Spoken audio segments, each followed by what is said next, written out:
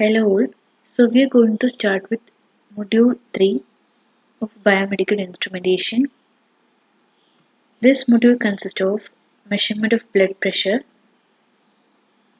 various methods of blood pressure measurement, and measurement of heard sounds, measurement of blood flow and cardiac output, and phonocardiography.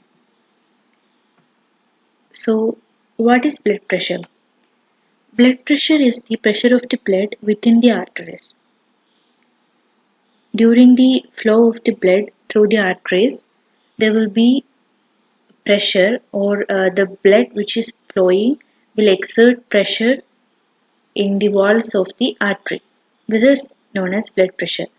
It is produced primarily by the contraction of heart muscle. Its measurement is recorded by two numbers.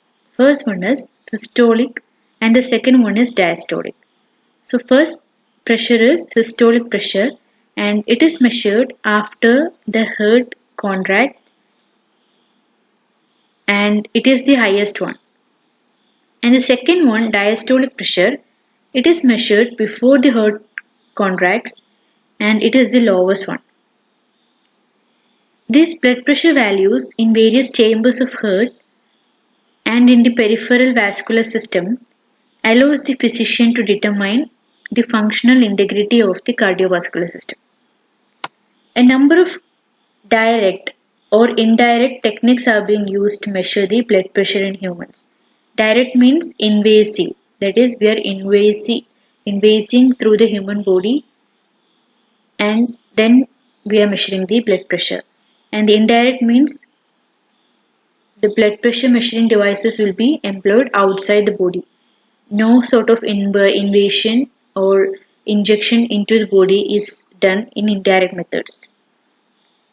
Fluctuations in pressure recorded over the frequency range of hearing are called as sound, and it will be in this range 20 to 20 kHz, that is, it is the audible range.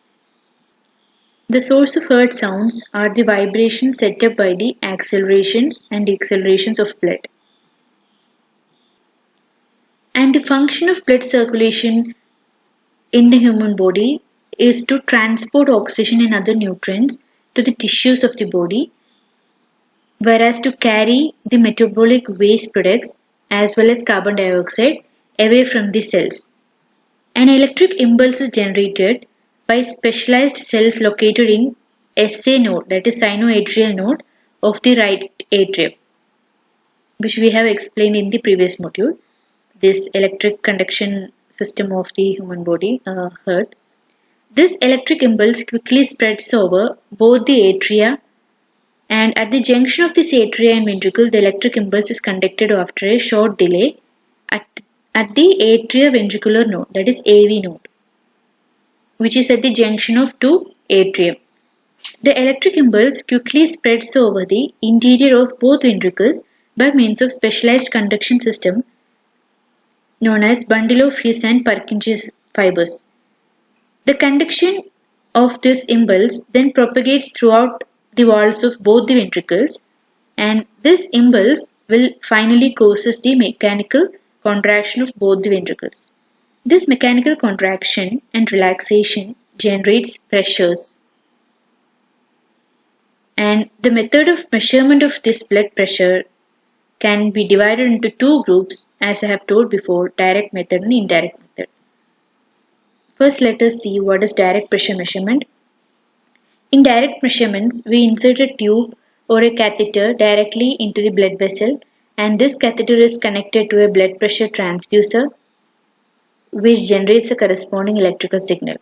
So, in this method, we are inserting something into the human body, and that inserting device, it is a tube which is known as catheter. Okay, and this direct pressure measurement is classified into two types: extravascular pressure sensor and intravascular pressure sensor. First one, extravascular pressure sensor. In this case, the vascular pressure is directly coupled to an external sensor element through a liquid-filled catheter. Whereas in intravascular pressure sensor, the liquid coupling is eliminated by incorporating the sensor into the tip of a catheter that is placed in the vascular system. Okay, the main difference between these two is, in this case there is a liquid coupling, but in this case it is avoided by incorporating the sensor at the tip of the catheter or the tube which we are inserting into the body. Okay, sensor elements which we are employing at the tip of the catheter can be of different types, and some examples are strain gauge, LVDT, variable inductance, variable capacitor, optoelectronic, piezoelectronic, and semiconductor devices. Now let us see what is extravascular pressure sensors in detail. So the extravascular system is made up of a catheter connected to a three-way stopcock and then to a pressure sensor. So this is a figure of this extravascular pressure sensor. This is the junction three-way stopcock. Okay, and this is a flush solution which we need to flush frequently. And this is the catheter. Okay, and this is the sensor junction, and through this we will get the output, electrical connector, and this is the bulb which we need to press, thereby the liquid is go into it. Okay, so the catheter, as I have told, is a long tube introduced into the heart or a major blood vessel through a vein or artery. So the long tube, we will insert it through a vein or through a major vein or artery into the human body. And this catheter couples a flush solution, and this flush solution is heparinized saline. Heparin. It is a heparin solution, saline heparin solution, and this catheter will couple this flush solution through a disposable pressure sensor with a integral flush device to a sensing port. Okay, and as I have told, there is a three-way stopcock, and it is used to take the blood samples.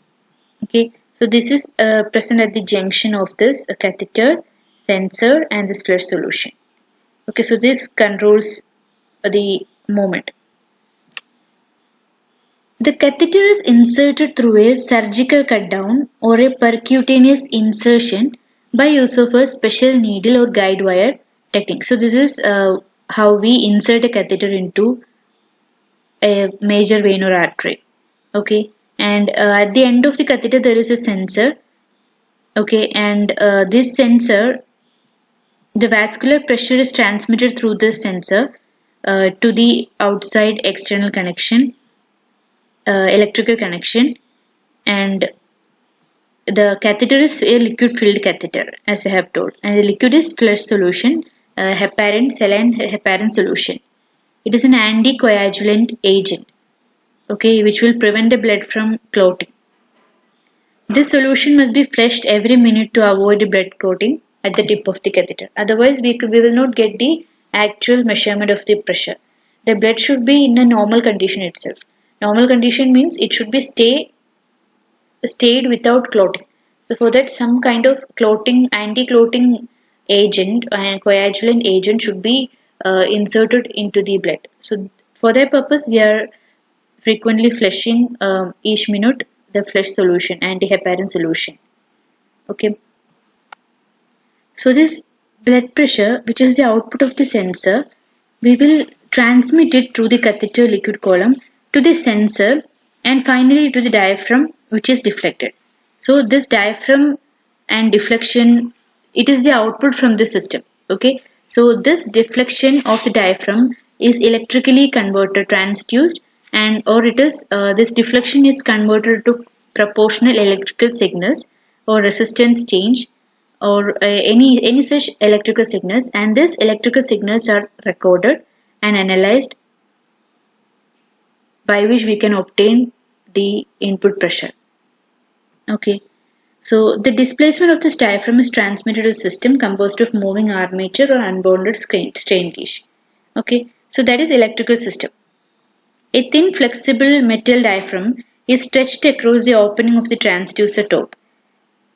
So this is telling how we are employing this diaphragm for the pressure measurement. Okay, so it is like this. A thin flexible metal diaphragm is stretched across the opening of the transducer top, and diaphragm is connected to an inductive bridge or Wheatstone's bridge, which are the devices for measuring resistance, and this is acting as a strain gauge. That is, a strain gauge will be having four resistors, and four resistors will be connected in the structure of an inductive bridge or a Wheatstone's bridge. Okay, and the strain gauge will move an amount which is proportional to the applied pressure.